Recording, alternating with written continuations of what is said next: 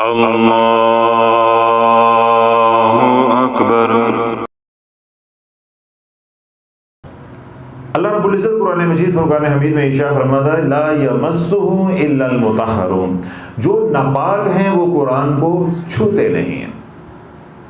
किसी भी तरह से आप नापाक होगे, ठीक है, गुस्ल जनाबत है, ठीक है, औरतें हैं, छिले वाली औरतें हैं, अय्याम का मसला है, मर्द हजरात हैं, जुम्बी हैं, किसी भी तरह, या कोई बाहर से नजासत खारजी आपके ऊपर गिर गई, कपड़े बदन नापाक हो गया, उस हाल के अंदर हम क्या है, कुरान को छू नहीं सकते। पहली और बुनियादी बात, जब आप की खवातीन यानी औरतें, बात औरतों की खास तौर पे हो रही है, जब औरतें अय्याम के साथ हों तो उस वक्त क्या काम करना है, कुरान को छूना नहीं है, कुरान को पढ़ना नहीं है। तो जब कुरान छू नहीं सकते, कुरान पढ़ नहीं सकते, तो नमाज कैसे पढ़ेंगे? सारी बात सीधी हो गई। तो ये तीन काम मैं माँ बहनों को कहूंगा कि ये तीन काम नहीं आपने करने हालते नापाकी के अंदर, किसी भी तरह की नापाकी हो, किसी भी तरह की नापाकी हो। एक पहला काम कुरान को नहीं छूना, दूसरा काम क्या है कि कुरान की तिलावत नहीं करनी, तीसरा काम क्या है, नमाज नहीं करनी, पर नमाज नहीं पढ़नी। इन तीन कामों के अलावा हर काम करना है, हर काम करना है, घर के काम भी करने हैं, जिक्र अज़कार भी करने हैं, तस्बीहात भी करने हैं, बस ये तीन काम नहीं करने। इनको किसी तरह याद कर लें, कुरान को छूना नहीं है, कुरान की तिलावत नहीं करनी, नमाज नहीं पढ़नी। ये कोई मुश्किल काम है, ये तो उनको याद है पहले ही है। बस ये याद रख ले कि इन तीन के अलावा हर काम जायज़ है, ताकि बात उनको समझ आ जाए। अब आप ये देखें, जब हज के अय्याम होते हैं, यानी हज शुरू होता है, अक्सर ख़वातीन को अय्याम शुरू हो जाते हैं। पहले ये सहूलतें नहीं होती थी, अब औरतें जो हैं वो जाने से पहले टैबलेट ले लेती हैं, जो कि नहीं लेनी चाहिए। बाद में जो औरतों का हशर होता है वो औरतें जानती हैं, बीपी शूट कर जाता है, बाद में फिर उनके अय्याम के मसाइल बन जाते हैं, बहुत उसकी पेचीदगियाँ पैदा हो जाती हैं। लेकिन क्योंकि हज ज़िंदगी में एक बार करना होता है, औरतें होती हैं जज्बाती होती हैं, उन्हें शौक़ होता है, और सबसे बड़ी बात है उनके पास इल्म नहीं होता। यानी अल्लाह उन्हें मुशक्कत के बगैर देना चाह रहा होता है, वो कहती नहीं, मुशक्कत के साथ लेना, क्योंकि इल्म नहीं होता, ऊपर से तबीयत मजाज जज्बाती होता है, तो वो टैबलेट्स इस्तेमाल करती हैं, फिर सारे हज में जो है वो जहाज़ बन के फिर रही होती, पागल हुई होती हैं, बाद में फिर मसाइल पैदा हो जाते हैं सेहत के। तो जिन औरतों ने अपने अयाम मसनूई तरीके से बंद कर लिए, वो तो एक मौजू और हो गया ना। तो कई ख़वातीन ऐसी होती हैं कि वो टैबलेट या मेडिसिन इस्तेमाल नहीं करती, तो वो अय्याम शुरू हो जाते हैं। अल्लाह बोले जब अय्याम शुरू हो जाते हैं तो हज कितनी बड़ी इबादत है, पता नहीं अगली दफ़ा मौका मिलना है या नहीं मिलना। तो उसके लिए भी क्या हुक्म है कि सिवाय मस्जिद हराम में दाखिल नहीं आप हो सकते, बाकी तमाम हज के मनासिक आपने अदा करने हैं। आप एहराम बांधेंगे हज की नीयत से, आप तलबिया पढ़ेंगे, लब्बैक अल्लाहुम्मा लब्बैक, लब्बैक ला शरीक लक लब्बैक, इन्नल हम्द वन निअमता लक वल मुल्क ला शरीक लक। ये जिक्र नहीं है तो क्या है? ये तलबिया जिक्र नहीं है, तस्बीह नहीं है तो क्या है? अब हालत नपाकी के अंदर, अयाम के हालत के अंदर ये तलबिया पढ़ी जा रही हो, एहराम भी बांधा जा रहा है। अब वो खातून अपने ग्रुप के साथ जाएगी मिना, मिना से मुजल्फा, मुजल्फा से अरफात, अरफात से फिर दोबारा मुजल्फा, मुजल्फा से फिर मिना, मिना में आके वो रमी भी करेगी, कुर्बानी भी होगी, सारे काम होंगे।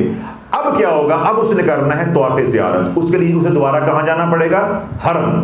अगर इन 4-5 अयाम के अंदर उसके वो फारग नहीं हुई, यानी पाकी तहारत उसने हासिल नहीं की, तो वो क्या है, वो इंतज़ार करेगी, वो मस्जिद में दाखिल नहीं हो सकती। और जब मस्जिद में दाखिल नहीं हो सकती तो वो तवाफ़ भी नहीं कर सकती। तो सिर्फ औरत को इतना मना है। बाकी हज के जितने भी अयाम हैं, यानी 8 ज़िलहज है, 9 ज़िलहज है, 10 ज़िलहज है, 11 ज़िलहज है, 12 ज़िलहज की शाम तक, जब तक वो मिना के अंदर रहेगी, वो अयाम तशरीक शुरू हो जाएंगे, उसमें वो तकबीरात पढ़ेंगे। जब हालत एहराम के अंदर और होंगे हाजी, तो वो हाजियों के साथ वो हाजन भी तलबिया पड़ेगी, जिक्र अज़कार तस्बीहात दबा के करनी, क्योंकि कुरान का हुक्म, अल्लाह का हुक्म है कि शद्दो मद के साथ, कसरत के साथ मेरा जिक्र करो अयाम हज के। तो अब मुझे बताओ कि जिक्र कैसे मना हो गया? और औरतें, मेरी बहनें हमें मैसेज करती, फिर कहती हैं हज़रत साहब आपका मजाज बड़ा सख्त है। हज़रत साहब, पाकी नापाकी की हालत में अल्लाह कहना अच्छा तो नहीं लगता। मैं क्या, अल्लाह को अच्छा लगता है तो तुझे क्या एतराज़ है? जिस जात को तू पुकार रही है उसे कोई एतराज़ नहीं है, तो बीबी तू मुफ्ती ना बन, जब वो कहता है मैं राजी हूं तो तुझे क्या एतराज है? अब मैंने आपको एक मिसाल दी है कि अयाम हज के अंदर तलबिया से लेके तकबीरात तक तमाम अज़कार आपने करने हैं, मसनून अज़कार, तस्बीहात, तस्बीह फातिमा, हर चीज़ की इजाज़त है। अल्लाह वालों, हमारी इस लाइल्मी ने उम्मत का बेड़ा गर्क करके रख दिया, बेड़ा गर्क करके रख दिया। अब हमारी औरतों का मजाज क्या बन गया हुआ है कि जिन दिनों में अयाम शुरू हो गए, तो जिस तरह वो हम कहते थे ना कि कार वाले कार नहीं, तो सानू किसी का डर नहीं, वो औरतें क्या कहती हैं कि हमारी छुट्टी है। अब वो छुट्टी को वो ऐसे मनाती हैं कि ना तो नमाज है, ना कुरान की तिलावत है, ना तस्बीहात हैं, सारा दिन टीवी है, सोशल मीडिया है, गीबत है। तो अल्लाह वालों, जब वो 8 दिन के बाद वो औरत पाक हो गई, आप तसव्वुर करो कि वो सर तपा नेगेटिव एनर्जी से कैसे सैचुरेट हुई होगी, कैसे भरी पड़ी होगी। उसके घर में लड़ाइयां होंगी, फसाद होगा, उसका खामद उससे नफरत करेगा, बच्चे उससे दूर भागेंगे।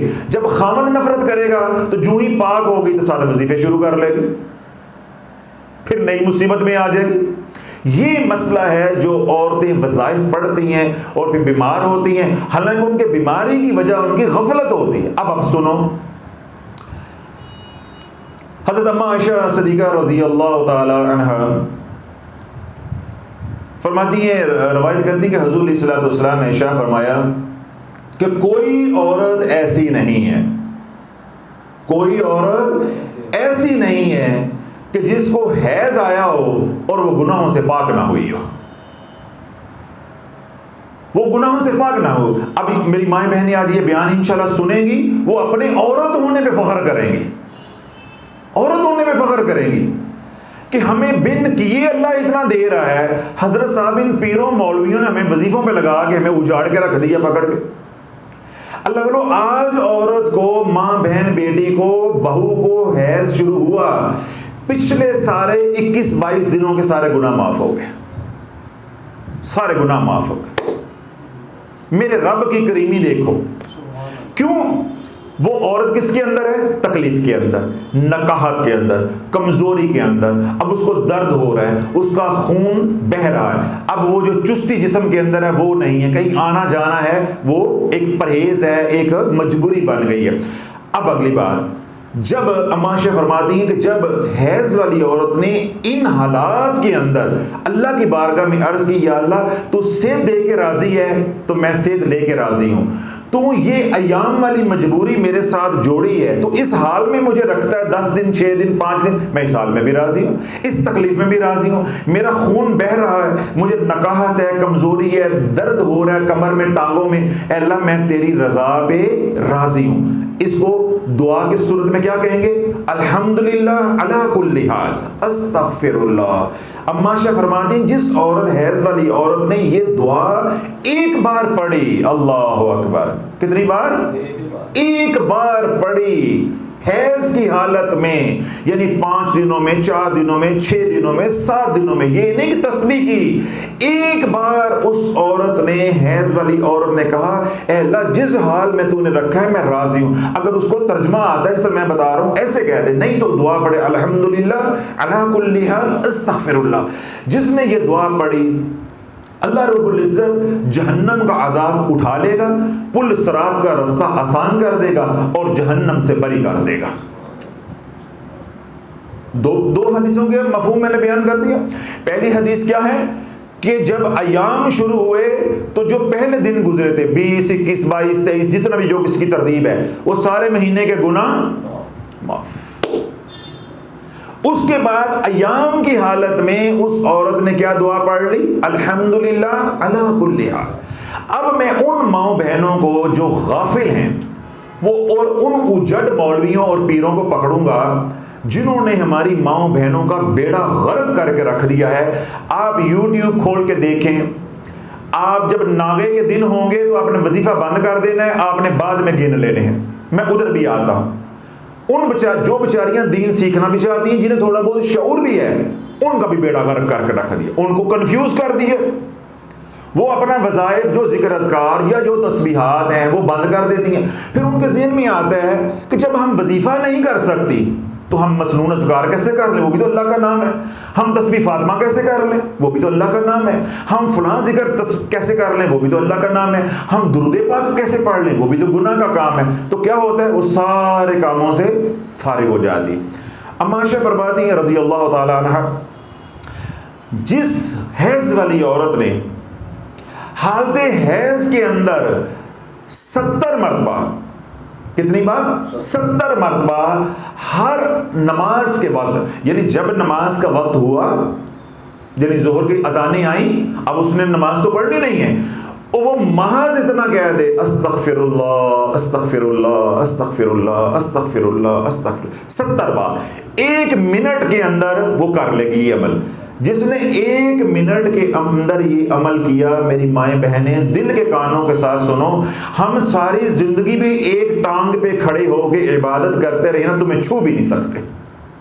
अल्लाह तुम्हें बिन मांगे इतना अता कर रहा है। यही मैं तुम्हें रोता हूं, तुम्हें किन्नों ने वजीफों में डाल दिया है, तुम्हारा बेड़ा गर्क करके रख दिया है।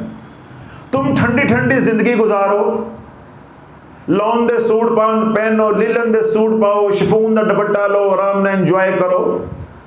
तुम वजीफों के पीछे लाके पड़ी हो, कमली वाल पे दुरूद पढ़ो, इस्तगफार करो, बच्चों की तरबियत करो, 5 वक्त की नमाज पढ़ो। किन कामों में पड़ गई हो?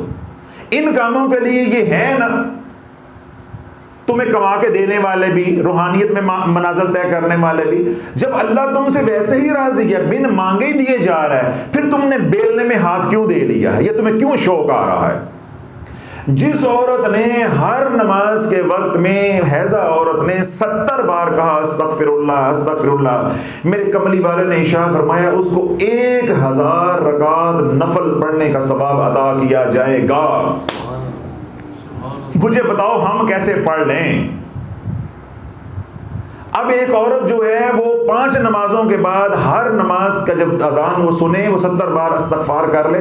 मुझे बताओ एक मर्द उसे छू सकता है? उसे छू सकता है? फिर उसके 70 गुनाह माफ किए जाएंगे। हर बार 70 बार पढ़ेगी तो 70 गुनाह माफ किए जाएंगे। और अगली बात, जो बंदा सोच नहीं सकता, अल्लाह की करीमी ऐसी है, यानी बीमार के साथ अल्लाह का अजीब ही प्यार होता है। तो औरत क्या होती है? बीमार, तो अजीब ही अल्लाह का प्यार होता है, अल्लाह अजीब ही लाड करता है। अल्लाह के नबी सल्लल्लाहु अलैहि वसल्लम ने इरशाद फरमाया कि जब औरत हैज़ के साथ होती है और वो इस साथ जिक्र व अज़कार के अंदर रहती है, तो अल्लाह उसके जिस्म के ऊपर जितने बाल हैं, एक एक बाल के एवज जन्नत में एक एक शहर अता फरमाएगा। शर्त क्या है? अल्लाह की रजा पे राजी हो गई और जिक्र अज़कार में रही, अल्लाह को भूली नहीं है। और हमारी माएँ बहनें, मेरा ख्याल है आज मैंने जितनी खुल के बातें कर दी हैं, मेरा ख्याल उनको सर छुपाने की जगह नहीं मिलेगी। आंसुओं के साथ ढाई मार मार के रोएंगी कि हजरत साहब पहला किथे मर गए सी, तुसी अगे मुझे बड़े ताने देती हैं, कोसने देती हैं, आज तो मुझे और मिलेंगे। तो फिर मैं यही कहूँगा हाथ जोड़ के, ये अल्लाह के फैसले, अल्लाह पे छोड़ दे। आज अगर आपको फ़कीर की बातें समझ आ गई, मेरे कमली वाले का जो अहदीस मुबारक है, फरमान अलीशान है, वो समझ आ गए, आज से अमल शुरू कर दो। कोई वजीफ़ा नहीं है, कोई कुछ नहीं है, बस अयाम शुरू हुए पहले तो अल्लाह का ये शुक्र अदा करो कि या अल्लाह जो पिछले दिनों में, साबिक़ा दिनों में मैंने गुनाह किए, वो मेरे सारे क्या हो गए हैं? माफ़ हो गए। और दूसरा क्या? अल्हम्दुलिल्लाह अला कुल्ली हाल अस्तगफिरुल्लाह। अल्लाह ये तकलीफ भी तेरी तरफ से, पहले 21 दिन भी तो तेरी तरफ से थे, तो ये 6-7 दिन भी तेरी तरफ, मैं तेरी रज़ा पे राज़ी हूँ। जो तकलीफ हो रही है, दर्दें हो रही हैं, नकाहत है, कमज़ोरी है, खून ज़ाया हो रहा है, वगैरह वगैरह, उस पर राज़ी हो जाए तो उस पर क्या है? जहन्नम से बरी होने का परवाना, पुल सरात तय करना आसान, दोज़ख का अजाब अल्लाह हटा लेगा। और उसके बाद क्या तीसरा काम क्या करना, तीसरी हदीस पाक के मुताबिक जब अजान कानों से टकराए, बैठे बैठे ना वजू ना कुछ, उलमा ये जरूर कहते हैं कि अल्लाह का जिक्र करने के लिए जो नापाक औरत है या मर्द है वो कुल्ली कर ले, तो वो भी मुस्तहब है, कर ले तो कर ले, ना करे तो कोई पकड़ नहीं, कर ले तो बेहतर है। तो जुबान साफ हो जाए कुल्ली कर ले, मगर ना जो है इसका ताल्लुक रूह के साथ है। जुबान को तो हैज नहीं आया ना, जुबान तो नापाक नहीं होती, तो क्या है कुल्ली कर लें और 70 बार अस्तगफिरुल्लाह अस्तगफिरुल्लाह अस्तगफिरुल्लाह अस्तगफिरुल्लाह। उसके ऊपर मैंने क्या फजाइल बताए जो अल्लाह के नबी सल्लल्लाहु अलैहि वसल्लम ने हमारे तक पहुंचाए कि अगर 70 बार इस्तगफार किया तो 1000 नमाज नफल पढ़ने का, यानी 1000 रकात पढ़ने का सवाब अता फरमाया जाएगा, और 70 गुना हर बार 70 बार पढ़ने पे माफ। और फिर अगली इतनी बड़ी बशारत कि जितने बदन के ऊपर बाल हैं, एक एक बाल के एवज एक एक शहर अल्लाह अता फरमाएगा। शर्त क्या है कि अयाम के दिनों में जिक्र अज़कार के अंदर रहना है, तस्बीहात के अंदर रहना है। जो वक्त नमाज पे लगता है वो सारे का सारा जो है वो इस्तग़फ़ार पे लगाना है, इस्तग़फ़ार पे लगाना है, तस्बीहात पे लगाना है। जो भी कोई तस्बीहात करता है, जिक्र अज़कार करता है, समझा। अब ये शरीयत के मसाइल हो गए। आगे हम आगे आ जाता है हमारा मसला। जब मेरा ये यहां तक किसी ने बयान सुन लिया तो अगले सवाल का तो जवाब खुद ही आ जाएगा कि भाई ये जिक्र अज़कार तस्बीहात कर सकते हैं तो वजीफा क्यों नहीं कर सकते, वो भी तो तस्बीहात है। लेकिन यहां आके थोड़ी सी बात नाजुक हो जाती है, वो जरा मैं समझा देता हूं। मैंने अभी खुद कहा कि हालत अयाम के अंदर 3 काम नहीं करने। कौन कौन से? कुरान को छूना नहीं है, कुरान को पढ़ना नहीं है, और नमाज नहीं पढ़नी। ये वज़ाइफ जो मैं बताता हूं वो होते ही कुरान के हैं। तब यहाँ आके दोबारा इश्काल आ जाता है ना, फिर वो बात ख़राब हो जाती है कि ये तो अभी तो आप रोक रहे थे, अब आप कह रहे हैं कि वजीफ़ा पढ़ें। मिसाल के तौर पे किसी ने वजीफ़ा खिज़री अमल का शुरू किया हुआ है तो सारी की सारी कुरान की सूरतें हैं और साथ दुरूद पाक है। अब यहाँ बात तवज्जो के साथ सुने। मैंने ये बात कही है कि कुरान छूना नहीं है, मैंने ये बात कही है कि कुरान की तलावत नहीं करनी, कुरान की तिलावत नहीं करनी। मैंने लफ्ज़ तिलावत बोला है, और मैंने कहा है कि नमाज नहीं पढ़नी। मैंने इस बात पे जोर दिया है, फजाइल बताए हैं आपके अंदर शौक और मोहब्बत पैदा करने के लिए कि जिक्र करना नहीं, अन्नेवा करना है। हद कर देनी है जिक्र की कि फारग है, जिक्र तो करना है, जिक्र ही जिक्र करना है। कुरान को पढ़ने के 2 तरीके हैं, कुरान मजीद को पढ़ने के 2 तरीके। एक आप पढ़ते हैं तिलावत की नीयत से, एक आप पढ़ते हैं जिक्र की नीयत से। एक क्या पढ़ते हैं? जिक्र की नीयत से। जब आप कुरान का कोई हिस्सा, कोई आयत, कोई छोटी सूरह मुबारका पढ़ेंगे जिक्र की नीयत से तो वो तिलावत नहीं होगी। और दूसरा क्या होगा? वो आप पढ़ेंगे जुबानी, उसकी कोई रोक टोक नहीं है, क्योंकि मैं पहले तफसील के साथ कह रहा हूं। जिस तरह कोई फर्ज करें आयत करीमा पढ़ रहा है, खातून आयत करीमा पढ़ रही है, अयाम शुरू हो गए, तो अब आयत करीमा जो है कुरान की आयत है, लेकिन अब वो पढ़ रही है वजीफे के तौर पे, जिक्र के तौर पे। वजीफा ममनू नहीं है, जिक्र ममनू नहीं है, समझ आ गई। इसी तरह एक औरत नापाक है, अब उसने अपनी हिफाजत के लिए आयतल कुर्सी पढ़नी है, तो आयतल कुर्सी क्या है? कुरान की आयत है। अब उस औरत ने आखिरी 4 कुल पढ़ने हैं, तो वो कुरान की सूरतें हैं। जब आप ये वाले आयतें पढ़ेंगे या सूरतें पूरी पूरी पढ़ेंगे तो आप इनको जिक्र की नीयत से पढ़ेंगे, समझ आ गई। अब अगली बात भी मैं मौज करवा देता हूँ, इसी बयान में बता देता हूँ। अल्लाह, जो हमारा पीरों ने और जाहिल मौलवियों ने हमारा बेड़ा गर्क हमारी माओ बहनों का किया है, जो थोड़ा बहुत वो सीखती भी थी या उनको इल्म भी था, उनको कंफ्यूज कर दिया, उनके अंदर इश्काल पैदा कर दिए। वो क्या वजीफा बताते हैं, वजीफा बताने के बाद क्या कहते हैं कि जिन दिनों में अयाम हो जाए ये बंद कर देने, तो बाद में ये गिन लेने हैं। अल्लाह वालों, ये मसला वहां है जब आप कोई चिल्ला कर रहे हो, जब आप दावत दे रहे हो, जिन्नात को दावत दे रहे हैं, किसी अमल की ज़कात अदा कर रहे हैं, या कोई अमल बामुक्कल कर रहे हैं, तो माएँ बहनें ये काम तो करती नहीं है।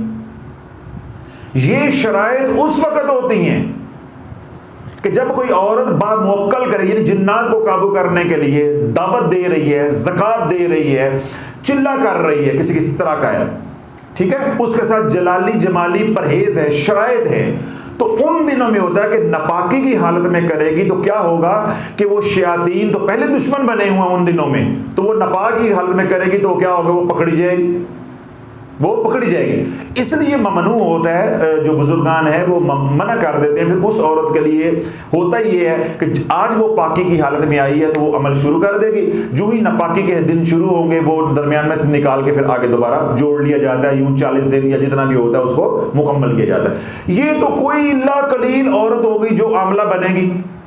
हम जो वज़ाए बताते हैं वो महज जिक्र है, वो तो चिल्ला है ही नहीं, वो तो चिल्ला है ही नहीं। देखिए, मैंने जिस तरह लोगों को कहा कि आप 1.25 लाख मरतबा या एक निसाब जो है वो इस्तिग़फ़ार का करें या 7 निसाब जो है इस्तिग़फ़ार का करें, तो ये तो जिक्र है। या मैंने किसी को कहा कि भाई आप सजदे में सर रख के तो वला सौफ़ युअतीका रब्बुका फतरदा, इस आयत को 33 बार पढ़ें, तो ये तो जिक्र है। या मैंने किसी को कहा सजदे में सर रख के आप 41 बार आयत करीमा पढ़ें, तो ये जिक्र है। इस तरह खिज़री अमल है वो जिक्र है, उसको हिफाजत के लिए, हसार के लिए ये जो है ना वो आप करेंगे। तो वो तमाम कुरान की आयत या सूरतें जिनको आप नापाकी की हालत में जिक्र के नीयत से पढ़ेंगे तो उनका पढ़ना गुनाह नहीं है। अब यहां एक और शरीयत का मसला भी आ जाता है। आप नापाक हैं, नापाकी की हालत में आप तिलावत कर सकते हैं। अभी मैंने पहले क्या कहा था, नहीं कर सकते, बात टकरा गई ना उसके साथ। ये मैंने इसलिए कह दी है कि आज इस बयान में सारा मजमून लोगों तक चला जाए, ताकि जो भी सुन ले एक दफ़ा उसको सारी ज़िंदगी के लिए ठंड प्रोग्राम हो जाए, उसको सुकून हो जाए कि भाई कोई इश्काल नहीं, मुझे सारी बात का पता है। पहले मैंने ये बात कही कि कुरान छूना नहीं है, कुरान की तिलावत नहीं करनी, नमाज नहीं पढ़नी। अब मैं क्या कह रहा हूँ कि तिलावत भी कर सकते हैं। कैसे कर सकते हैं?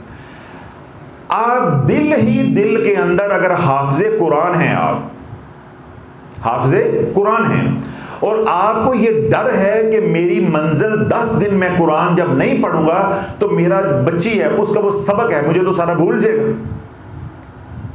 तो मुझे तो 10 दिन जब मैं कुरान, तो उसके लिए क्या है कि आप दिल ही दिल में, जिसको हम जिक्र खफी कहते हैं, जुबान तालू के साथ लगा के तसव्वुर के अंदर, दिल के अंदर आप कुरान पढ़ सकते हैं।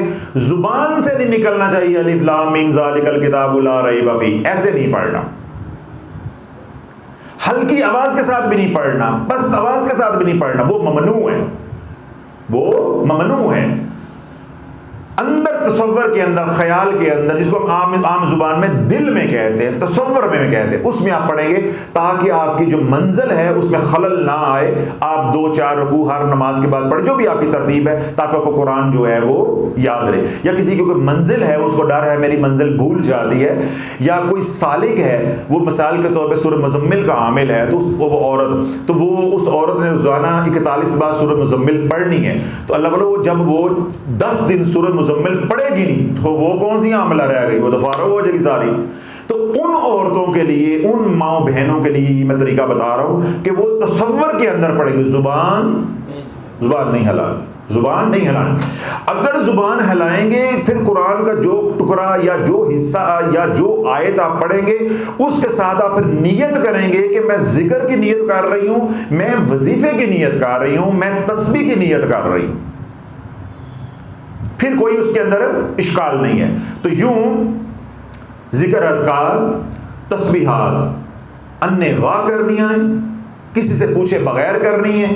अल्लाह का हुक्म है, या अय्युहल्लज़ीना आमनू उज़्कुरुल्लाह ज़िक्रन कसीरा, कसरत के साथ है ईमान वालो, अल्लाह को याद करो, अल्लाह का जिक्र करो। समझ आ गई? तो 3 काम मैंने कहे थे शुरू में, कुरान को छूना नहीं है, कुरान की तिलावत नहीं करनी, नमाज नहीं पढ़नी। अब मैंने आखिर पे आके उन लोगों के लिए जो बहुत कलील, थोड़े से लोग होते हैं, थोड़ी मेरी माई बहनें होंगी कि जो आमिला हैं या उनका कुरान मजीद हिफ्ज़ कर रही हैं, तो उनको डर है मेरी मंजिल भूल जाएगी। बाज़ ख़वातीन ऐसी होती है उनके अयाम जो है उनके अंदर बेकायदगी आ जाती है, इर्रेगुलर साइकिल हो जाता है, तो वो 8-8 10 दिन 15-15 दिन चलता है। फिर वो माएँ बहनें जब वो उम्र का हिस्सा 50 साल से ऊपर पहुंचती हैं तो मेनोपॉज शुरू होता है, अयाम ने बंद होना होता है। कभी अयाम जो है 15-15 दिन चल रहे हैं, कभी 2 दिन बाद फिर शुरू हो गए। इस तरह बात जवान बच्चियों के साथ आजकल ये बड़ा मसला है। तो जिनको इस तरह के मसाइल हैं तो अल्लाह वालों वो तो फिर कुरान खोलेगी नहीं तो कुरान भूल जाएगा। उसके लिए ये हुक्म आखिर पे मैं बता रहा हूं कि वो तसव्वुर के अंदर, ख्याल के अंदर, अपने दिल के अंदर अपनी मंजिल को पढ़ सकते हैं, जुबान से अदायगी नहीं करनी। अब सारा मसला समझ आ गया। तो इंशाअल्लाह अज़ीज़ अल्लाह रब्बुल इज़्ज़त जो है इस कोशिश को, मेहनत को कबूल फरमाए और बहुत सी हमारी ख़वातीन की इंशाअल्लाह अज़ीज़ इस बयान से जो है वो इस्लाह हो जाएगी। और जिन्होंने ये सवाल पूछा है अल्लाह रब्बुल इज़्ज़त जो है उनको भी अजर अज़ीम अता फ़रमाए। और हैज़ की हालत में जो वज़ाइफ आप कर रहे हैं तलाश चैनल के, आरज़ू चैनल के, कमली चैनल के, अभी मैंने थोड़ी देर पहले भी वजाहत की है कि मैं ऐसा अमल अवाम को बताने के इंतहाई मुखालिफ हूँ, और वो भी सोशल मीडिया पे जिन्नात को पकड़ने वाला, बामुअक्कल दावत देना, ज़कात देना। अल्लाह बोलो ये अवाम का काम नहीं है, ये खवास का काम है। तो खवास का क्या होता है? आमने सामने बैठ के उसकी शराइत होती हैं कि ये शागिर्दी के लायक भी है कि नहीं है। उसको आप पकड़ा देंगे, जो सोशल मीडिया पे हाल हुआ है, घरों के घर बर्बाद हो जाएंगे। हम लोगों को रोक दें, हम खुद ये काम कर दें। इसलिए वो तमाम वज़ाइफ जो हमारे तीनों ऑफिशियल चैनल्स पे पड़े हुए हैं, वो तमाम के तमाम वज़ाइफ अज़कार हैं, वो जिक्र की मद में आते हैं, तस्बीहात की मद में आते हैं। ठीक है, तो उनके लिए अयाम का कोई मसला नहीं है, कोई छुट्टी नहीं है। तो ये मैंने आखिर में दोबारा वजाहत कर दी ताकि कोई इश्काल जो है वो पैदा ना हो। अल्लाह मुझे भी हमें सब कुछ समझ की तौफीक अता फरमाए।